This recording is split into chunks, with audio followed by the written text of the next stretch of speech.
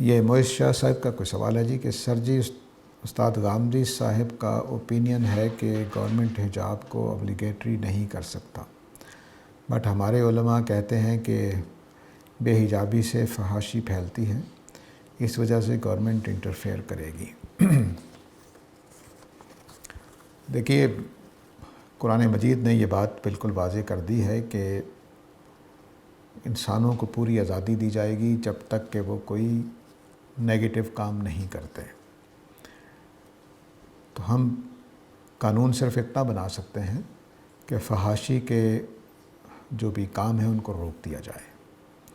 لوگوں کے اوپر یہ قدغن نہیں لگا سکتے کہ وہ مثلاً وہ یہ قانون نہیں بنا سکتے کہ میں پینٹ پہنوں کہ شلوار قمیض پہنوں، یہ قانون نہیں بنا سکتے۔ وہ یہ قانون بنا سکتے ہیں کہ میں ایسا لباس نہ پہنوں جو معاشرے کے لیے نقصان کا باعث ہو، یہ قانون بنا سکتے ہیں۔ یہ قانون نہیں بنا سکتے کہ پینٹ پہننی ہے کہ شلوار قمیض پہننی ہے کہ بال لمبے رکھنے ہیں کہ چھوٹے رکھنے ہیں، اس طرح کے قوانین نہیں بنا سکتے، کیونکہ ہر معاشرے میں انسان کو جو شخصی آزادی اللہ تعالیٰ نے دی ہے وہ حکومت نہیں چھین سکتی۔ یہ نہایت غلط بات ہوگی کہ مثلا جو بتایا جاتا تھا کہ افغانستان میں، پتہ نہیں وہ حقیقت ہے کہ نہیں، باتیں افواہ بھی ہوتی ہیں، اور جب بڑی قومیں کسی قوم کے خلاف ہوتی ہیں تو افواہیں زیادہ پھیلا دیتی ہیں، لیکن بہرحال یہ بات بتائی جاتی تھی کہ خواتین اگر افغانستان میں شوہر کے بغیر یا اپنے کسی نامحرم کے بغیر گھر سے نکل آتی تھی تو ان کو چھڑیاں مار کے واپس بھیج دیا جاتا تھا۔ یہ کوئی قانون نہیں بنایا جا سکتا، بالکل ناجائز۔ یہ نہیں ہو سکتا کہ ہم لوگوں کے اوپر، ان کی آزادی کے اوپر، ان کے آنے جانے کے اوپر پابندی لگا دیں۔ یہ واضح رہنا چاہیے۔ جو خلاف معاشرہ کوئی کام کریں گے اس کے اوپر قانون سازی ہو سکتی ہے۔ مثلاً کسی کی جان، مال اور آبرو کے خلاف کوئی اقدام کریں گے کہ ہم قانون بنائیں گے، سخت سے سخت قانون بنا سکتے ہیں، لیکن وہ ان 3 چیزوں کے خلاف اقدام کریں گے تب۔ کسی کی جان، مال اور آبرو کے خلاف کوئی اقدام کریں گے، ہم قانون بنائیں گے۔ باقی چیزوں میں تلقین کریں گے، سمجھائیں گے۔ ہمارا محکمہ ہوگا مذہبی امور کا، اس میں وہ اچھی چیزوں کی ترویج کرے گا، بری چیزوں کو روکے گا۔ وہ قانون سازی کرنے کی ضرورت نہیں ہوتی۔ لوگوں کا ایمان بہتر کریں بجائے اس کے کہ سختی کرنے سے کچھ نہیں ہوتا۔ آپ کا خیال ہے کہ پردے کا حکم دینے کے بعد فحاشی اور عریانی ختم ہو جائے گی؟ وہ صرف گھروں میں چلی جائے گی اور کچھ بھی نہیں ہوگا، سڑکوں پر نہیں ہوگی۔ لیکن آپ گھروں میں پابندی لگائیں گے کہ کوئی مرد کسی کے گھر میں داخل نہ ہو، صرف محرم مرد ہی گھروں میں جایا کریں گے، لگا سکتے ہیں یہ پابندی؟ تو یہ اس طرح کی پابندی ہوگی۔ تو شریعت کے 2 دائرے ہیں، ہمیشہ یاد رکھیے، شریعت کے 2 دائرے ہیں۔ ایک کا تعلق شخص سے ساتھ ہے، اس میں ہم قانون سازی نہیں کر سکتے، وہ صرف اللہ کا حق ہے کہ اس میں قانون سازی کرے۔ تو اللہ نے پردے کا قانون دے دیا، بس عمل کرنا چاہیے مومن کو۔ اگر وہ مومن نہیں ہے تو میں اس کو کیا کر سکتا ہوں؟ تو وہ دائرہ حکومت کا دائرہ نہیں ہے۔ شریعت کا دوسرا حصہ وہ ہے جو اجتماعیت سے تعلق رکھتا ہے۔ اس میں پھر 2 طرح کے معاملات ہیں۔ جو اجتماعیت سے تعلق رکھتا ہے اس میں پھر 2 طرح کے معاملات ہیں۔ ایک خاندان کو سونپے گئے ہیں اور ایک حکومت کو سونپے گئے ہیں۔ مثلاً میاں بیوی میں لڑائی ہو گئی، اللہ تعالیٰ کہتے ہیں کہ تم ادھر سے آدمی لے آؤ، اس میں کونسلر کہے، وزیر اعظم کہے کہ میں آنا چاہتا ہوں، نہیں آنے کی اجازت ہے۔ آپ کون ہوتے ہیں؟ وہ خاندان کی سطح کا معاملہ ہے۔ اور جو حکومت کی سطح کا معاملہ ہے اس میں گناہ اور جرم میں فرق کیا جاتا ہے۔ خدا کی ساری نافرمانیاں گناہ ہیں لیکن وہ جرم نہیں ہوتی، ٹھیک ہے؟ جرم وہ چیزیں ہوتی ہیں جو سوسائٹی کے خلاف، لوگوں کے خلاف کی جائیں۔ سوسائٹی کا امن خراب کریں گے، بغاوت جس کو کہتے ہیں، قانون بنائیں گے اب۔ یہ اب حکومت کا مسئلہ ہے کہ وہ اپنے ملک میں بغاوت نہیں ہونے دے گی، خواہ وہ دھرنا دے کر بغاوت کریں، خواہ وہ تلواریں اٹھا کر بغاوت کریں، حکومت اس کو اجازت نہیں دے گی۔ دوسری چیز جو جرم میں اندر آتی ہے وہ افراد کے خلاف آپ کا اقدام ہے۔ آپ کسی گھر میں چوری کرنے چلے جاتے ہیں، حکومت آ جائے گی کیونکہ آپ نے جرم کر دیا ہے، صرف گناہ نہیں کیا، جرم کر دیا ہے۔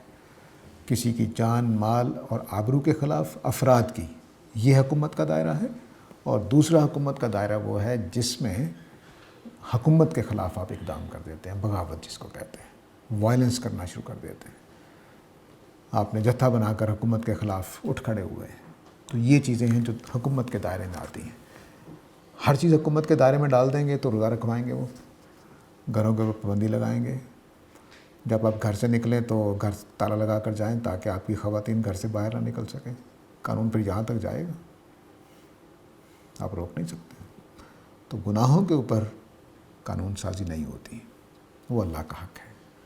اسی چیز کو اللہ تعالیٰ بیان کرتے ہیں مخلصین لہ الدین، دین صرف خدا کا ہے، حکومت کا نہیں ہے. یہ واضح رہنا چاہیے. اس دائرے سے جن جن ملکوں میں تجاوز کیا گیا ہے، داڑھی رکھنے پر 10 کوڑے لگائے جائیں، نہ رکھنے پر، آپ کو کس نے حق دیا؟ یہ خدا کا قانون ہے. وہ پوچھے نہیں ہے تو معاف کر دے گا. آپ کو کس نے حق دیا کہ مجھے داڑھی رکھنے میں مجبور کریں؟ کسی نے آپ کو حق نہیں دیا. میں نے کوئی جرم نہیں کیا ہے، نہ کسی کے مال، نہ کسی کی آبرو، نہ کسی کی جان کو نقصان پہنچایا ہے، نہ معاشرے کے خلاف کوئی اقدام کیا ہے.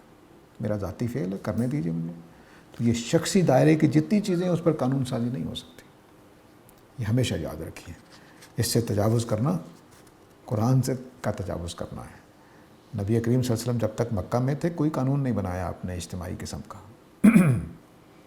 لیکن مدینہ میں آ کر کوئی سزا جاری کی آپ نے داڑھی رکھنے پر، داڑھی نہ رکھنے پر، روزہ نہ رکھنے پر. یعنی آپ کے پاس یہ صحابی آتی ہیں تو انہوں نے ذرا ایسے کپڑے پہنے ہوتے ہیں کہ جسم جھلک رہا ہوتا ہے.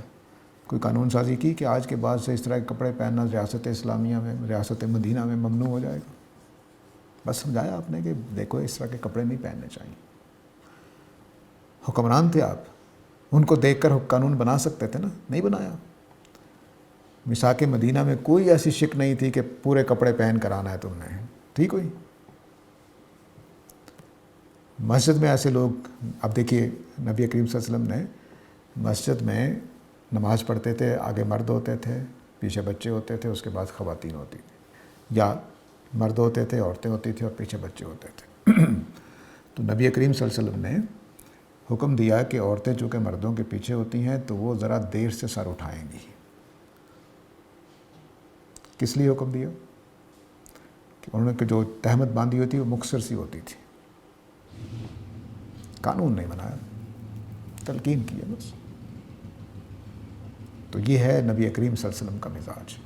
ہمارے علماء جو ہیں وہ نبی کریم صلی اللہ علیہ وسلم سے بھی زیادہ متقی لگتے ہیں اور وہ چاہتے ہیں کہ ہر چیز کو زبردستی روک دیا جائے.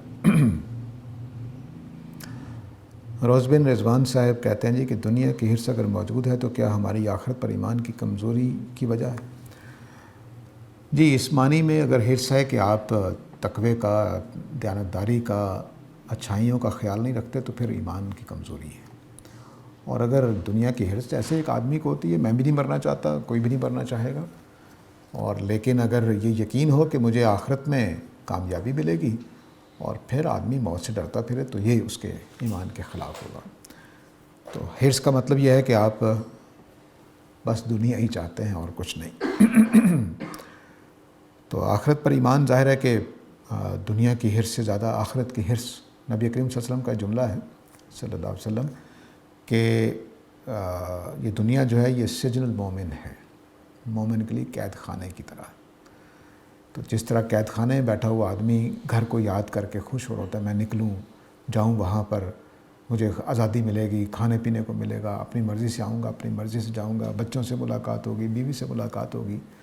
یہ جو تڑپ اس کی گھر کے لیے، قیدی کے لیے، وہ تڑپ مومن کی آخرت کے لیے ہوتی ہے. اگر یہ نہیں ہے تو اس کا مطلب ہے کہ ہم آخرت کے لیے جی نہیں رہے ہیں. جتنی کمزور ہے اس کا مطلب ہے ایمان اتنا کمزور ہے. تو یہ وہ تمثیل سے آپ نے سمجھایا کہ مومن کی نظر کہاں پر جمی ہوئی ہوتی ہے. وہ دنیا میں کام کر رہا ہوتا ہے، کما رہا ہوتا ہے، جنگیں کر رہا ہوتا ہے، صحابہ نے جیسے کی ہیں، لیکن ان کی نظر اوپر ہوتی ہے، وہ مقصد اعلیٰ ہوتا ہے. اور پاکستان میں اب دیکھیے کہ پچھلے کوئی 20-25 سالوں سے نوجوان اکثر یہ سوال کرتے رہتے ہیں، میں جی بالکل میننگ لیس زندگی گزار رہا ہوں، کیا کروں؟ میرا دل چاہتا ہے میں خودکشی کر لوں. تو میں ان سے یہی کہتا ہوں کہ آپ نے اپنا بڑا مقصد چھوڑ دیا ہے. اس مقصد کو اپنا کے دیکھیے. ہر لمحہ قیمتی ہو جائے گا, میننگ فل ہو جائے گا. ورنہ یہ کھوکھلی دنیا ہے, میں نے مر جانا ہے کل, کیا حاصل, میں کیوں کماؤں, کیوں زندگی گزارنی ہے نا 20 25 60 سال کی, تو مانگ کے کھا لیں, جیتے رہیں بس, چلتے پھرتے رہیں.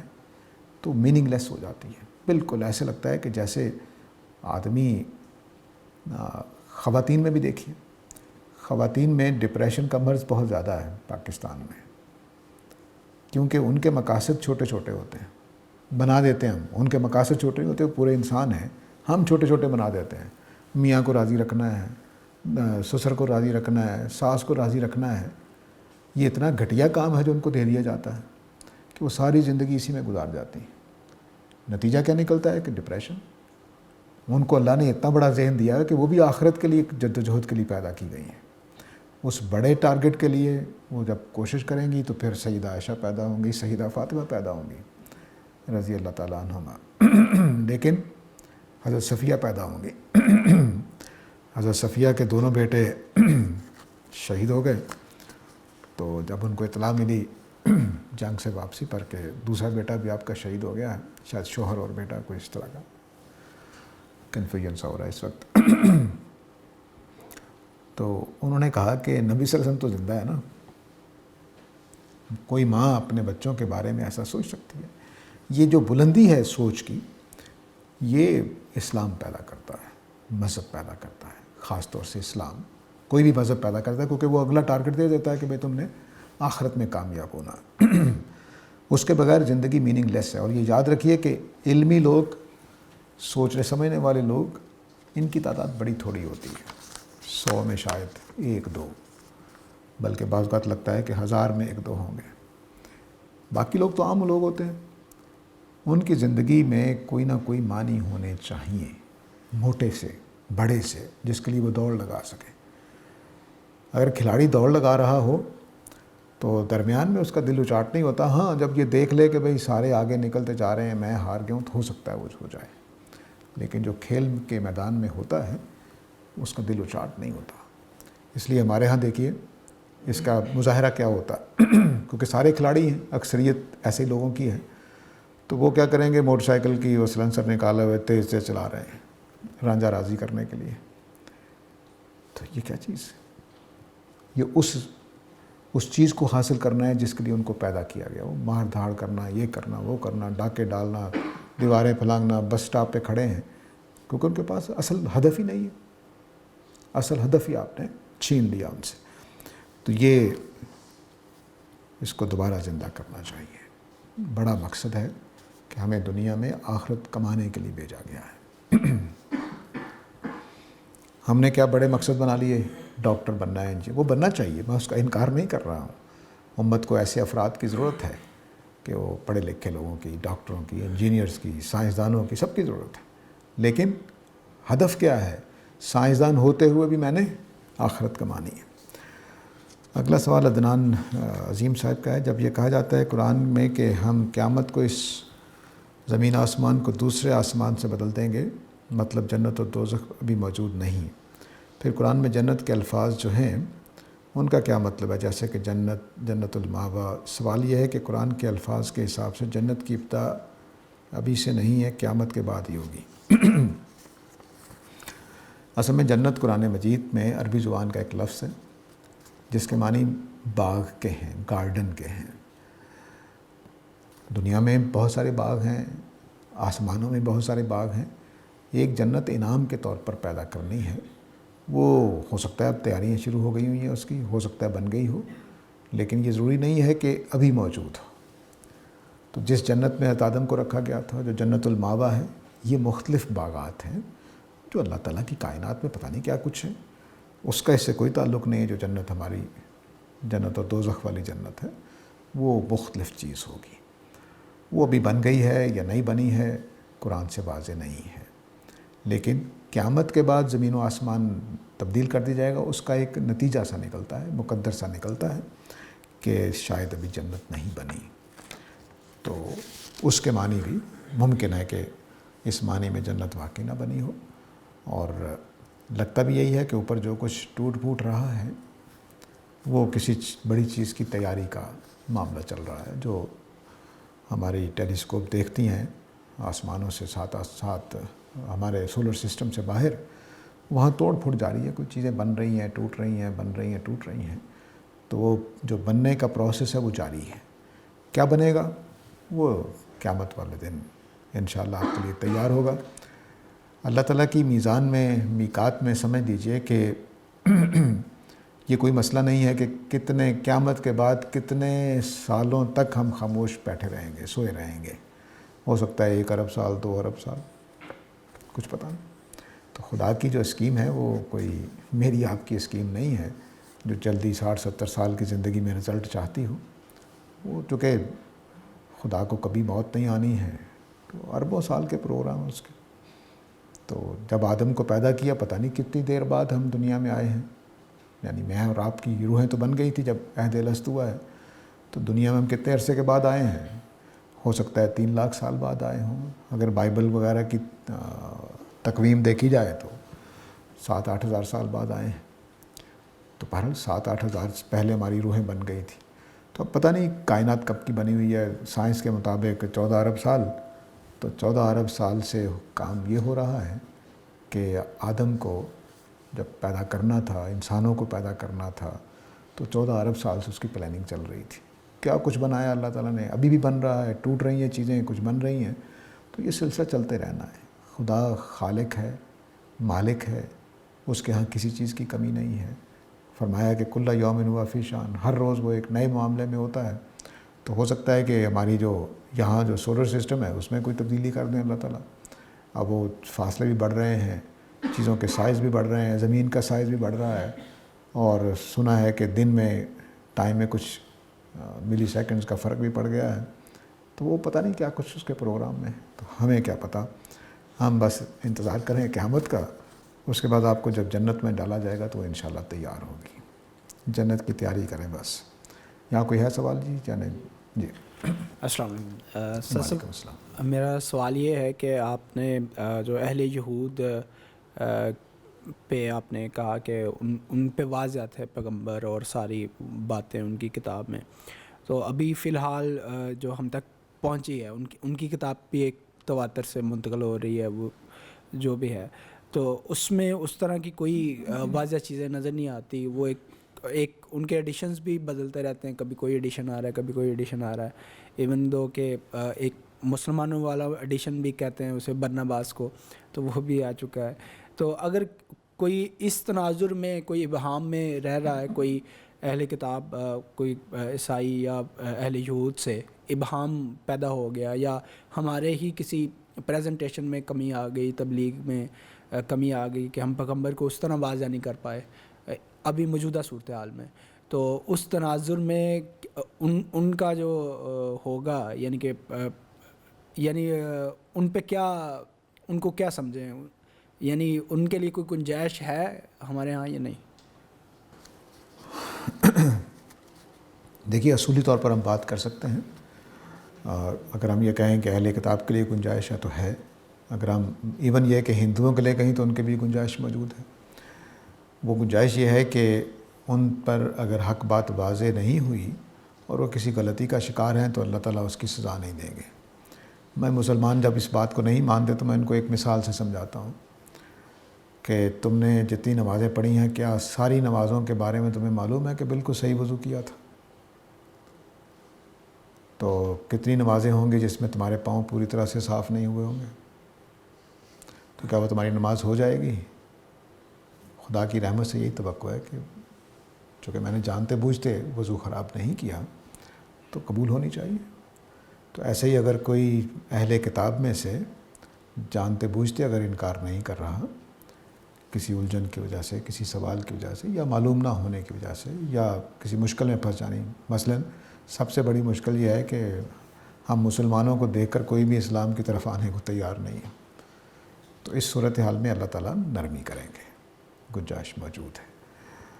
ایسا ہی انبیاء کے زمانے میں کہ اگر کسی نبی پر یہاں جو اللہ تعالیٰ کہہ رہے ہیں کہ میں نے آیات بینات نازل کریں، تو آیات بینات بنتے بنتے 14 سال گزر چکے ہیں. 14 سال کے بعد اللہ تعالیٰ کہہ رہے ہیں کہ یہ آیات بینات میں نے بنا دی ہیں تو تم اب انکار نہیں کر سکتے ہو. تو ایک آدمی کل پتہ چلا اسے قرآن مجید اللہ کی کتاب ہے تو ہم اسے کہیں کہ اب تم نہیں مانو گے تو کافر ہو جاؤ گے؟ نہیں، وہ اللہ ہی جانتا ہے. تو افراد کے بارے میں اللہ فیصلہ کریں گے. اصولی طور پر ہم یہ مانتے ہیں کہ اس بات کا امکان موجود ہے کہ کوئی اہل کتاب یہود میں سے یا نصارہ میں سے یا ہندوؤں میں سے خدا کی رحمت کا مستحق ہو جائے. اس کا پوری گنجائش موجود ہے. نوشاد شفقت صاحب ہیں جی کہ my question reference where mention that Jibrail leaves with the almighty. میں نے قرآن کی آیت پڑھی ہے ان دا ذی العرش مکین. یہ غالباً آخری پارے میں تو ہے. کسی کو یاد ہے جی آیت کا؟ تکویر جی، سورہ تکویر میں ہے جی. قرآن تفسیر بائی مسز عدنان. السلام علیکم، کیا حال ہیں آپ کے استاد محترم؟ کیا ہمیں ملک کے حالات پر خاموشی اختیار کرنی چاہیے جس طرح دل دہلا دینے والا واقعہ عرش شریف کا ہوا؟ دیکھیے، دو طرح کے لوگ ہوتے ہیں. ایک وہ لوگ ہیں جو سماجی سیاسی ملکی کاموں میں حصہ لیتے ہیں. ایک وہ لوگ ہیں جو ہمارے جیسے ہوتے ہیں جو علمی کاموں میں لگے ہوتے ہیں. تو ہمیں اپنا میدان نہیں چھوڑنا چاہیے. اس میدان میں کی اپنی ضرورتیں ہیں، اس میدان کی اپنی ضرورتیں ہیں. ہاں، البتہ ہم اتنی کوشش ضرور کر سکتے ہیں کہ لوگوں کو اس طرح کی چیزوں کے بارے میں حساس بنائیں. قتل و غارت سے بچنا، غلط قسم کی اسکیمیں، غلط لوگوں کے ساتھ اٹھنا بیٹھنا، یہی نصیحتیں کر سکتے ہیں. بلا شبہ یہ بہت بڑا حادثہ ہے. میں 2-3 دن بالکل پریشان رہا جب یہ حادثہ ہوا. میں اگرچہ ان کی صحافت سے اتفاق کروں یا اختلاف کروں ایک الگ بات ہے، لیکن اس طرح سے کسی آدمی کا قتل کر دینا یہ بالکل ہی نازیبا حرکت ہے، شدید قسم کا ظلم ہے. اللہ تعالیٰ ان کے ساتھ ایسا کرنے والوں کو ضرور پوچھے گا. لیکن یہ ہمیشہ یاد رکھیے کہ صرف ایک سائڈ سے چیز کو نہیں دیکھنا چاہیے. ہمارے ملک میں 3 ادارے ایسے ہیں جو خرابی کا باعث بنتے ہیں. ان تینوں اداروں کے ہاں سے یہ بات ہوتی رہتی ہے کہ وہ ڈائیکاٹمی پیدا کرتے رہتے ہیں، گروہ پیدا کرتے رہتے ہیں. ایسا نہیں ہونا چاہیے. ایک طبقے کو مسلسل استعمال کیا جاتا ہے اس 2 طبقاتی کشمکش کو جاری رکھنے کے لیے. ان میں صحافی بیچارے سب سے زیادہ استعمال ہوتے ہیں، سب سے زیادہ استعمال ہوتے ہیں. ان کو جس طرح کا ڈیٹا فیڈ کیا جاتا ہے، چنانچہ وہ بعض اوقات اپنے ضمیر کی وجہ سے، بعض اوقات معلومات کی وجہ سے وہ ایک سائٹ پہ ہو جاتے ہیں. صحافی کو اول تو یہ کام نہیں ہے کہ وہ ایک سائٹ کا ہو کر رہے. اس کو صرف تجزیہ کرنا ہوتا ہے، نیوٹرل رہ کر دونوں طرف کی بات کرنی ہوتی ہے اس کا. لیکن جب وہ ایجنٹ بن جاتے ہیں تو اس کے کچھ نقصانات ہوتے ہیں. تو کسی صحافی کو، کسی ادارے کو کسی ایک پارٹی کا ایجنٹ نہیں بننا چاہیے. یہ واضح رہنا چاہیے. میں ان کے پورے غم میں شریک ہوں، ان کے گھر والوں کے ساتھ، لیکن معاشرے میں جو کچھ ہو رہا ہے اس کو الگ سے بیان کر رہا ہوں. اس میں ارشد شریف صاحب کا کوئی قصور نہیں ہے.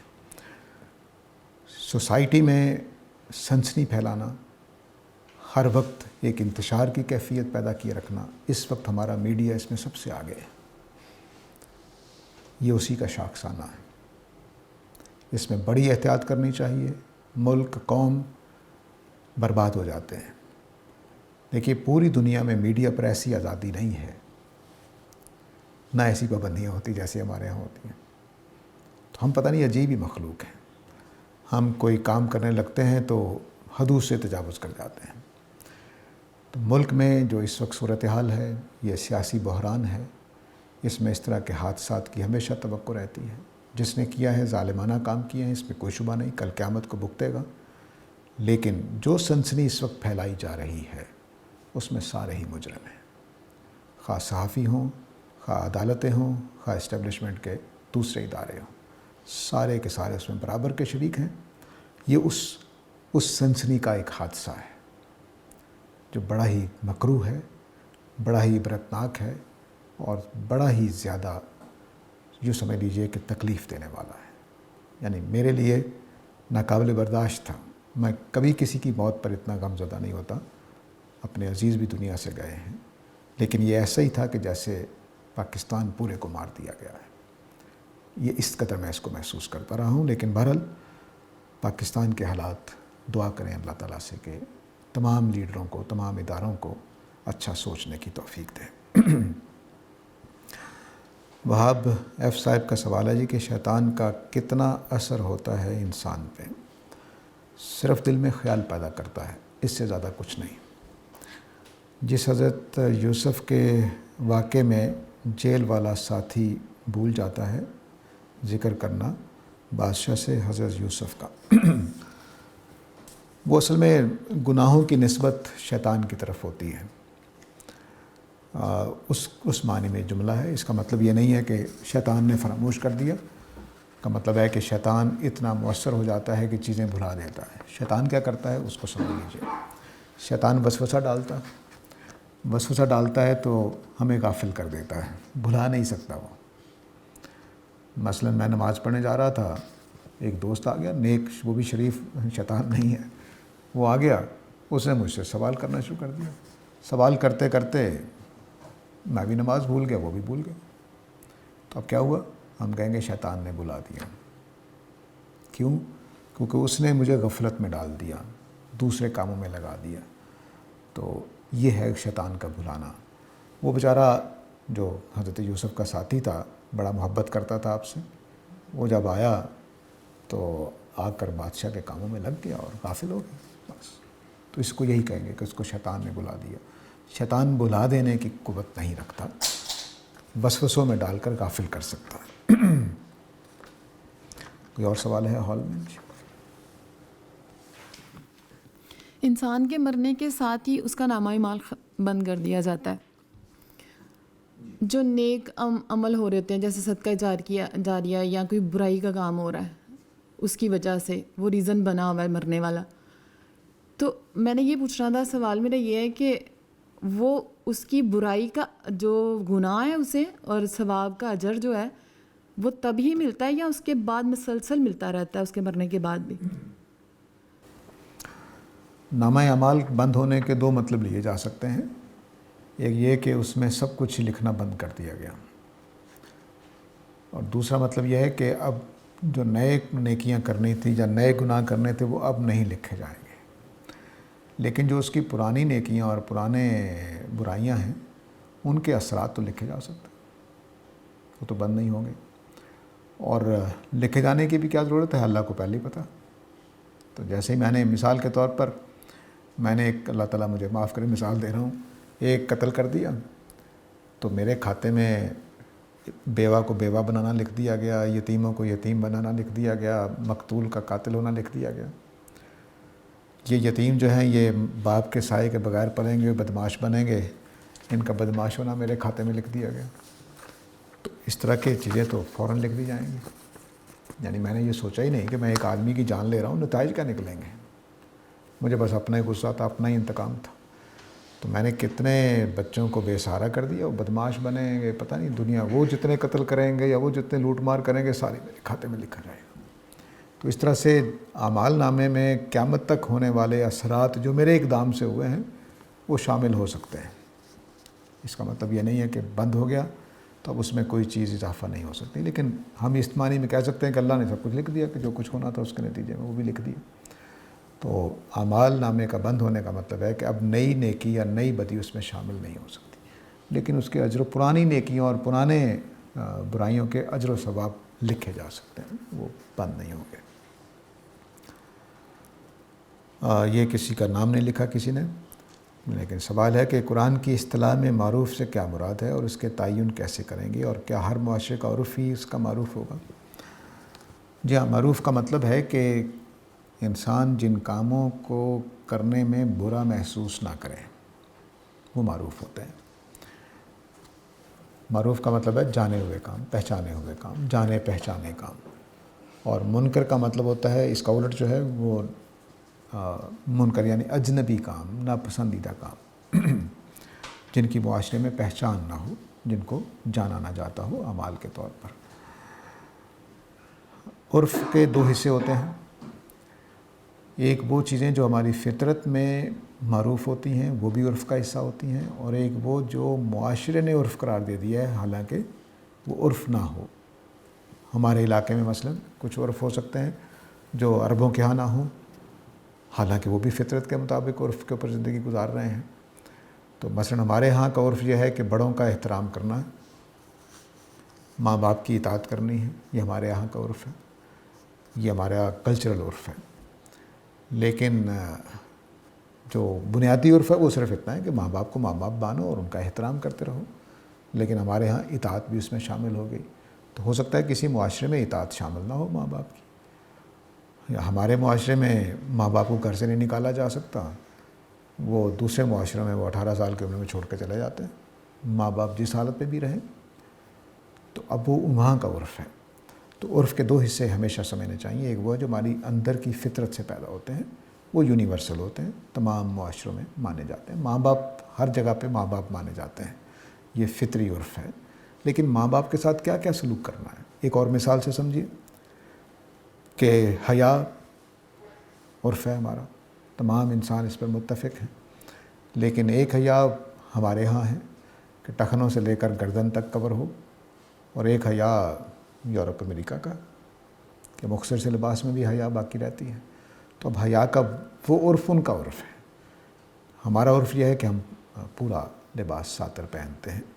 تو اس طرح سے جو فطری عرف ہے وہ یونیورسل ہوگا, لیکن جو علاقائی عرف ہوگا وہ تو ہر معاشرے کا عرف ہی اس کا معروف ہوگا, اس میں کوئی شبہ نہیں, ایسا ہی ہے. لیکن بعض عرف ناجائز ہو جاتے ہیں. مثلا ہمارے علاقے کا عرف جہیز ہے, شادی کے موقع پر لڑکی والے جہیز دیتے ہیں, میت کے اوپر لڑکی والے کھانا کھلاتے ہیں, یہ ناجائز عرف ہے لیکن ہے.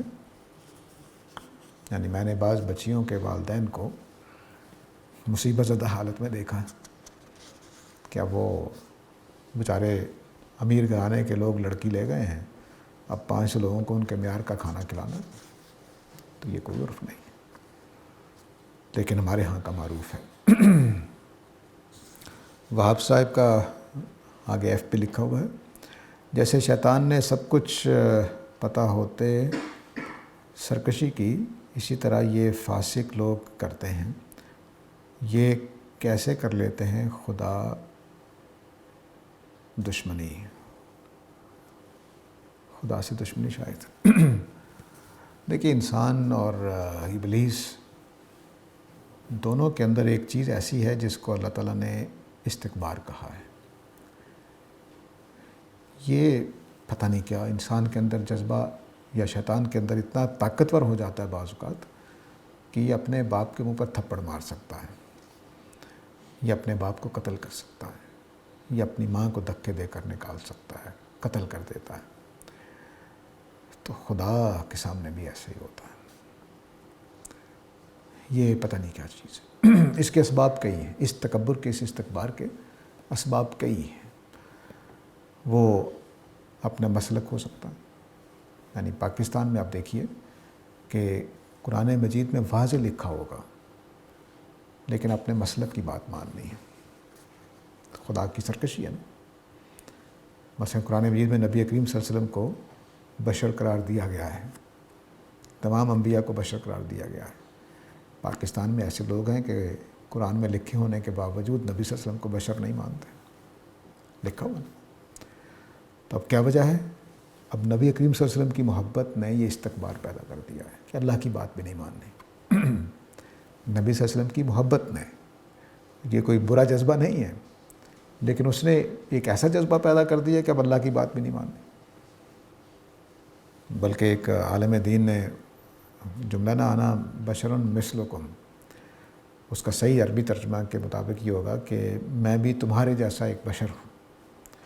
ہمارے ایک عالم دین نے اس کا ترجمہ کیا جو اس عقیدے کے قائل تھے کہ میں تم سے امثل بشر ہوں, یعنی بشروں میں سے بہترین بشر. اس میں کوئی شبہ نہیں ہے. لیکن امثل کا مطلب انہوں نے کیا لیا کہ بس وہ بشر نہ ہونا. تو یہ وہ حدود سے تجاوز ہے جو ہم کرتے ہیں. تو اس لیے یہ اندر کے جذبات ہیں جو استکبار پیدا کر دیتے ہیں. گروہی ہوتے ہیں, قومی ہوتے ہیں, لسانی ہوتے ہیں, ذات پات کے ہوتے ہیں، خاندانی جن کو ہم کہہ لیجئے، یہ سارے کے سارے تکبر پیدا کرتے ہیں، جس کے بعد ہم خدا کی بات بھی نہیں مانتے ہیں۔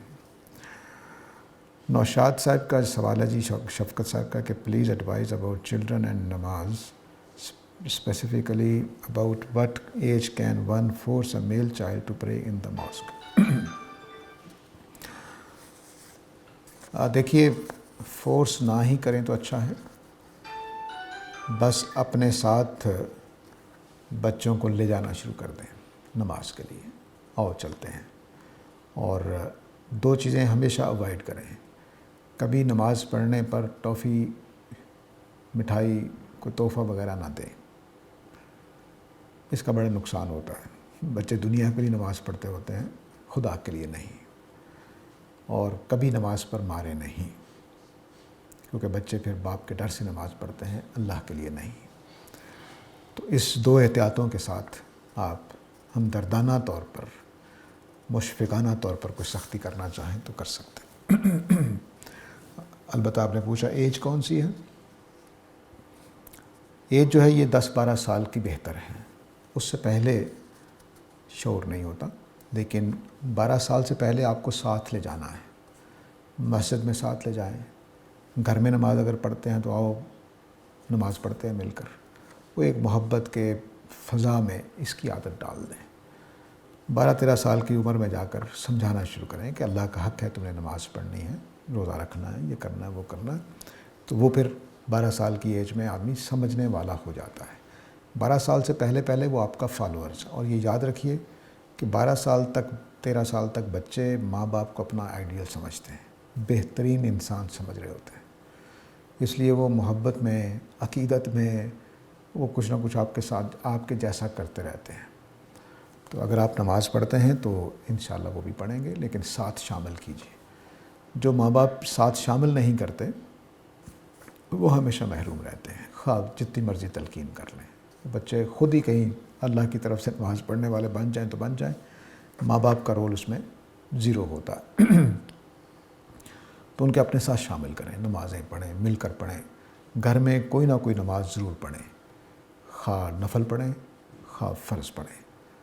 تو روٹین بنا لیں کہ آپ نے عشاء بچوں کے ساتھ پڑھنی ہے یا فجر بچوں کے ساتھ پڑھنی ہے، یہ روٹین بنا لیں بس۔ اللہ خیر صلی اللہ۔ باقی نمازیں خود ہی کہتے رہیں ان کو، ظاہر آپ نے کام پہ جانا ہے، دکان پہ جانا ہے، دفتر میں جانا ہے، اگر ماں ہے تو ماں ان کے ساتھ پڑھتی رہے، تو یہ کرنا پڑے گا۔ ساتھ شامل کریں، تواصی بالحق اور تواصی بالصبر کا یہ تقاضا ہے۔ حافظ نعیم صاحب کا سوال ہے جی کہ عہد الست والا معاملہ کیسے پتہ چلتا ہے کہ عالم ارواح میں ہوا تھا؟ بنی نوع انسان کا مطلب یہی دنیا بھی ہو سکتی ہے، جیسا کہ مولانا اسحاق صاحب فرماتے ہیں۔ دیکھیے، قرآن مجید کے جو الفاظ ہوتے ہیں، کسی بھی کلام کے، قرآن مجید کے نہیں، میرے آپ کے بھی، اس کے کچھ لازمی نتائج نکلتے ہیں۔ لفظوں میں کہنا ضروری نہیں ہوتا۔ مثلا میں مثال دیا کرتا ہوں کہ اللہ تعالیٰ نے کہا کہ میں نے مریم کے ہاں کلمہ کن سے عیسیٰ علیہ السلام کو پیدا کیا، لازمی مطلب ہے کہ باپ نہیں تھے، ورنہ یہ کہنے کی ضرورت نہیں تھی۔ ٹھیک ہے، تو اسی طرح سے جب اللہ تعالیٰ نے کہا کہ میں نے تمہاری پشتوں میں سے تمہیں نکال کر عہد لیا، تو حضرت آدم کی پشتوں میں سے کیا نکالا گیا تھا؟ میں تو نہیں تھا پھر، اگر زمین پر ہوا ہے تو اس کا لازمی تقاضا نکلتا ہے کہ وہ عالم ارواح پہ مانا جائے۔ لیکن عالم ارواح میں اپنے والدین کے ساتھ، اپنے بہن بھائیوں کے ساتھ، اپنے بچوں کے ساتھ بیٹھا ہوا تھا، یہ ہے اس وقت کا مطلب۔ تو ابھی مثلا میرا نواسہ 2-2.5 سال پہلے پیدا ہوا ہے، وہ بھی شامل تھا اس میں، تو اس کے ساتھ عہد الست کب لیا گیا؟ آپ کے گھر میں جو اولاد ہونے والی ہے اس کا عہد الست کب لیا گیا؟ آپ کے پوتے پڑ پوتے، دنیا پتہ نہیں اب آپ کی ایج کیا ہے، لیکن جو ہونے والے ہیں ان کا عہد الست کب ہوگا؟ تو دنیا میں ہم آئے ہی نہیں تو عہد الست کیسے ہو گیا؟ اگر دنیا کا معاملہ ہے تو یہ اسی وقت کا معاملہ ہے جب عالم ارواح میں اللہ تعالیٰ نے آدم کی پشت سے سارے، یعنی رشتہ داری کے ساتھ بٹھا کر ہم سے سوال کیا تھا۔ آیان صاحب کا سوال ہے جی کہ ڈاکٹر صاحب کی نام نہیں سمجھ آیا، اچھا، ساخت کے تصور سنت و حدیث کے بارے میں کیا خیال ہے؟ اور اس تصور پر مصطفیٰ اعظمی صاحب کی تنقید لگتا ہے کہ گامدی صاحب کے تصور پر بھی تنقید ہے۔ جوزف ساخت کی جو تنقید ہے وہ کچھ چیزوں میں بالکل ناواقفیت کی بنیاد پر ہے، جو کچھ ہمارے ہاں کام ہوا، اور کچھ چیزوں میں ان لوگوں کا جو یورپین ہے ان کے بارے میں ہمیشہ یاد رکھیں کہ یہ مواد کے اوپر باتوں کی بنیاد رکھتے ہیں۔ ان کو جو مواد ملا ہے اس کا تجزیہ یہی ہو۔ مثلاً شروع میں آپ کو ترک کم ملتے ہیں، بعد میں ترک زیادہ ہوتے چلے گئے ہیں۔ شروع میں آپ کو ترک مختصر ملیں گے، بعد میں مفصل ہوتے چلے گئے ہیں۔ تو اب وہ ایک آدمی سامنے اپنے ڈیٹا رکھتا ہے کہ یہ بات 4 لوگ بیان کر رہے تھے، 100 سال کے بعد 50 لوگ بیان کر رہے ہیں، تو کیا کہے گا وہ یہی کہے گا کہ وہ روایتیں جوڑی گئی ہیں، بنائی گئی ہیں۔ تو ان لوگوں کا تجزیے کا طریقہ یہی ہے، ہم لوگوں کا تجزیہ کچھ تھوڑا مختلف ہوتا ہے۔ تو اس لیے اب رہ گیا یہ کہ گامدی صاحب کی جو اعظمی صاحب کی جو تنقید ہے، اعظمی صاحب نے روایتی نقطہ نظر کو بڑے اچھے طریقے سے بیان کیا ہے، لیکن وہ کچھ باتوں میں تسلی بخش جواب نہیں ہے۔ دیکھیے، بات یہ نہیں ہے کہ حدیث کو ماننا ہے کہ نہیں ماننا ہے۔ میرے خیال میں، میرے سمیت دنیا میں کوئی مسلمان امتی ایسا نہیں ہوگا جو کہے کہ میں نے رسول کی بات نہیں ماننی، کوئی بھی نہیں ہوگا۔ اگر کوئی ایسا ہے تو وہ کافر ہے، جو کہے کہ میں نے نبی صلی اللہ علیہ وسلم کی بات نہیں ماننی۔ کوئی دنیا کا مسلمان، کمزور سے کمزور مسلمان بھی یہ جرت نہیں کر سکتا کہ یہ کہے کہ میں نے اللہ کے رسول کی بات نہیں ماننی، ناممکنات میں سے۔ ہوتا کیا ہے؟ ہوتا یہ ہے کہ یہ خاص متن نبی صلی اللہ علیہ وسلم کی بات ہے کہ نہیں، اختلاف سارا اس پر ہے۔ اس سارے کام کا جواب ایک ہی ہے کہ آپ متون کے اوپر تحقیق کر کے ثابت کر دیں کہ یہ قرآن و سنت کے مطابق ہے۔ اس سوال کا جواب ہو جائے گا۔ جب تک یہ جواب نہیں دیا جاتا تو اعظمی صاحب کی جیسی جتنی چاہیں کتابیں لکھ لیں، اصل سوال کا جواب نہیں دیا گیا، یعنی اصل ایشو ایڈریس ہی نہیں ہوا۔ یہ مسئلہ ہے۔ تو مثلاً سر سید کو دیکھیں تو ان کے جو مقالات ہیں اس میں ایک مضمون ہے کہ جبرائیل علیہ السلام نبی کریم صلی اللہ علیہ وسلم سے ملنے کے لیے تشریف لائے ہیں۔ تو انہوں نے کہا کہ یہ کیسے ممکن ہے؟ اتنی بڑی ہستی، قد کاٹ کے اعتبار سے کہہ رہا ہوں، کہ وہ حجرہ مبارک میں آگے بیٹھ کیسے سکتی؟ میں نام نہیں لے رہا، ایک پرانے محدث ہیں، انہوں نے کہا کہ جس طرح بریڈ ہوتی ہے، آج کل ڈبل روٹی سمجھ لیجیے، اس کو ہم پریس کر کے دبا سکتے ہیں اور چھوڑیں گے تو واپس آ جائے گی۔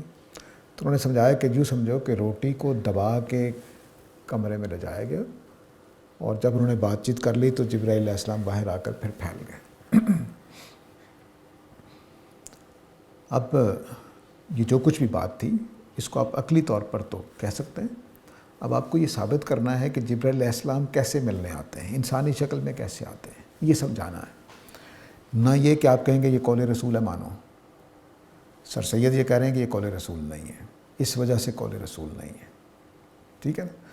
تو صرف یہ کہہ دینے سے کہ قول رسول، وہ کہتے ہیں میں مانتا ہوں قول رسول کو، لیکن یہ قول رسول نہیں ہے۔ تو اب آپ کو اس بات کو سمجھانا ہے، 2 طریقے سے سمجھا سکتے ہیں۔ یا آپ بتا دیں گے کہ بھئی وہ انسانی شکل میں آئے تھے تو انسان کا جو قد کاٹ ہوتا ہے اسی کے مطابق آئے تھے، یا تو یہ سمجھائیں گے، بجائے اس کے کہ ڈبل روٹی کو پریس کر کے سمجھانا پڑے۔ ہاں کہ جو انسانی قد، جیسے روایتوں میں آتا بھی ہے کہ داہیہ قلبی کی شکل صورت میں آئے تھے رضی اللہ تعالیٰ عنہ، تو وہ انسانی شکل میں آئے تو انسان کے سائز کے تھے، تو اللہ تعالیٰ نے اپنی قوت تخلیق سے ان کو انسانی شکل دے دی، انسانی قد کاٹ دے دیا۔ ویسے وہ پتہ نہیں کتنے بڑے ہیں اپنے اصل سائز میں، یہ اللہ کے لیے کیا مشکل ہے؟ تو یا تو یہ سمجھا دیجئے، یا یہ سمجھا دیجئے کہ نہیں وہ فرشتے ہیں، تو یہ روایت جو ہے وہ کسی اور طریقے سے قائل کرنا پڑے گا۔ تو سوال کا جواب سوال یہ نہیں ہے کہ حدیثیں صحیح ہیں یا غلط ہیں، یا قول رسول کو ماننا ہے یا نہیں ماننا ہے. سوال یہ ہے کہ یہ خاص متن، یہ خاص متون کیا واقعی نبی صلی اللہ علیہ وسلم کے الفاظ؟ سوال یہ ہے. اس لیے بہت کتابیں لکھی گئی ہیں، حجت حدیث سے بھری ہوئی ہے ہماری لائبریریاں، لیکن حجت حدیث مسئلہ ہی نہیں تھا. قول رسول کی حجت کوئی ایشو نہیں ہے. یعنی نکمے سے نکمہ مسلمان بھی یہ کہے گا کہ ہاں قول رسول کو ماننا ایمان کا لازمی تقاضا ہے. اصل سوال یہ تھا کہ یہ خاص حدیث، مثلا سیدہ عائشہ کے پاس ان کا بھانجا اور وہ آئے کہ ہم نے سنا ہے کہ نبی کریم صلی اللہ علیہ وسلم طہارت والا غسل وہ 2 سا پانی میں کر لیتے تھے. تو سیدہ عائشہ نے ان کو نہا کر دکھایا. کہتے ہیں یہ نہیں مان سکتے ہم. کیسے مان؟ ایک ماں ہے، وہ کیسے نہا کر دکھائے گی؟ جو اس کے الفاظ ہیں وہ تو ایسے ہی. وہ کہتے ہیں ہم اس کو نہیں مان سکتے. یہ وہ چیزیں ہیں جس کو جواب دینا ہے. یہ کہنے سے کچھ نہیں ہوگا کہ حدیثیں صحیح ہیں یا غلط ہیں. امت مان رہی ہے، امت کو کوئی فرق نہیں پڑتا جوزف ساخت کے کہنے سے. یہ ہمیشہ یاد رکھیے کہ امت جس دھارے میں چلی آ رہی ہے اس میں کوئی مسئلہ نہیں ہے. اصل مسئلہ یہ ہے کہ آپ نے جو ایشوز ہیں ان کو حل کرنا ہے. اور کوئی سوال جی؟ یہ جمعرات کی نشست ہوئی تھی یہاں پر، اس میں ایک موضوع تھا جس میں کہا گیا کہ جو حضرت موسیٰ علیہ السلام کا واقعہ خضر کے ساتھ جو نام آتا ہے واقعہ ہوا ہے، اس سے ہمیں یہ ملتا ہے کہ ہمیں اس مسلط کو مان لینا چاہیے کہ جو بھی کام دنیا میں ہو رہا ہے اس کے پیچھے کوئی نہ کوئی ریزن ہوگی خود کی تسلی کے لیے. لیکن دوسری طرف ایک اور غالباً صاحب تھے، انہوں نے کہا کہ بہرحال قتل تو ہوا تھا نا، اور دنیا میں ہی ہوا تھا، اس کو کیسے دیکھیں گے؟ اپنے لیے تو میں یہ سوچ لوں گی کہ اس کے پیچھے کوئی مصلحت ہے، کچھ ہو سکتا ہے تسلی کے لیے، لیکن دوسری طرف جو چیز ہے اس کو ایکسپلین کر دیں تھوڑا سا کہ کیسے اس کو سمجھا جائے. اصل میں واقعہ خضر جو ہے قرآن مجید میں جو سورہ کہف میں بیان ہوا ہے، اس میں خضر علیہ السلام کو ولی اللہ انسان سمجھا گیا ہے. ایسا ہرگز نہیں ہے. وہ اللہ کے فرشتے ہیں. دنیا کو جو نظام چلا رہے ہیں فرشتے ان میں سے ہیں. ان کا قتل انسان کا قتل نہیں ہے، بلکہ فرشتے کا ملک الموت کے روپ میں جان لینا ہے. تو ملک الموت روزانہ لاکھوں جانیں لے رہے ہیں، وہ قاتل کیسے ہیں؟ تو اللہ کے فرشتے ہیں. اس لیے آپ دیکھیے کہ سوائے حضرت موسیٰ کے کوئی بولتا ہی نہیں ہے. وہ کشتی توڑ دیتے ہیں تو کشتی والا کچھ نہیں کہتا. کشتی والے کے لیے کشتی اچانک ٹوٹ گئی ہے، وہ ہو سکتا ہے بنانے والے کو کہہ رہا ہو کسی نے غلط بنائی ہے، اچانک ٹوٹ گئی ہے. وہ قتل کر دیتے ہیں، حضرت موسیٰ کے سوا کوئی بولتا ہی نہیں ہے. ٹھیک ہے. اسی طرح وہ گری ہوئی دیوار کو اٹھا دیتے ہیں، کوئی دیکھ نہیں رہا. تو فرشتے اس طرح کے کام کرتے ہیں. وہ ایک فرشتے ہیں اللہ تعالیٰ کے، جن کو حضرت موسیٰ کے سامنے دکھا دیا گیا کہ وہ ان کو دیکھ رہے ہیں، ان کے کاموں کو دیکھ رہے ہیں، اور کوئی نہیں دیکھ رہا. دنیا میں قتل نہیں ہوا، دنیا میں موت ہوئی ہے بس. ہو سکتا ہے کہ وہ اس نوجوان کو آج کل کے جو سہولت ہے اس کے مطابق ہسپتال میں لے جاتے ہو، کہتے ہیں ہارٹ اٹیک سے بہت ہوا، برین ہیمریج ہو گیا. اس میں میں نے ایک اور چیز پوچھنی تھی کہ آگے کہا گیا کہ اس سے بہتر اللہ تعالیٰ نواز دے اس کو، تو اسی کو بہتر کیوں نہیں کیا گیا؟ کیونکہ وہ بھی اللہ تعالیٰ کے اختیار میں اور یہ بھی اللہ تعالیٰ کے اختیار میں، دونوں معاملات اللہ کے اختیار میں. جی اللہ کا جبر نہیں کرتے. میں نے اگر غلط راستہ اختیار کر لیا تو اللہ تعالیٰ ٹھیک کرنے کے لیے جبر نہیں کرتے. لیکن کہا یہ جا رہا ہے کہ آنے والے ٹائم میں وہ ماں باپ کے لیے ہو سکتا ہے، جی اس وقت نہیں ہوا. یا اس وقت تک نہیں تھا تو ہو سکتا ہے بعد والے میں. اب وہ کیا ہونے والا تھا یہ اللہ تعالیٰ نے بیان نہیں کیا.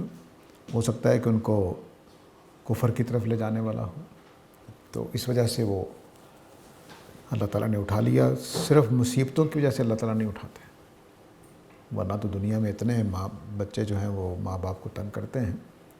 تو ایسا نہیں ہے. وہ کوئی ایسی چیز ہے جس کی وجہ سے وہ دوزخی ہونے کا امکان تھا، صرف بچے کی وجہ سے. تو اس لیے کسی بڑا معاملہ ہے کوئی، کیونکہ دنیا میں بہت سارے نیک لوگ ہیں جن کے بچے بڑے ہی ناخلف ہوتے ہیں، مصیبت بنے ہوتے ہیں، قتل کراتے ہیں، تو کسی ماں باپ کے بچے ہوتے ہیں نا، تو اللہ تعالیٰ ان کو موت نہیں دیتا. تو وہ خاص معاملہ ہے جس کو وہاں بیان کیا گیا، وہ ہمیں بتایا نہیں گیا. لوگ یہ سمجھتے ہیں کہ وہ بھی ولی اللہ تھے اور خضر علیہ السلام بھی ولی اللہ تھے، تو ایک ولی اللہ نے دوسرے ولی اللہ کو بچایا ہے. ایسا نہیں، خاص کیس لگتا ہے. اس کی وجہ بس ترہقہما جرہقہما کے الفاظ سے بتا دیا کہ بس ان کے لیے کچھ رسوائی کا باعث بننے والا تھا. کس معنی کی رسوائی وہ نہیں بتایا گیا.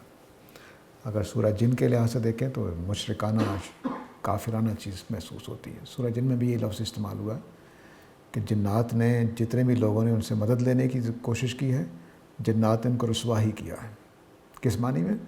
کہ ان کو شرک دیا ہے، ان کو گناہ دیے ہیں، ان کو اس طرح کی کوئی چیز لگتی ہے. وآخر دعوانا الحمدللہ رب العالمین.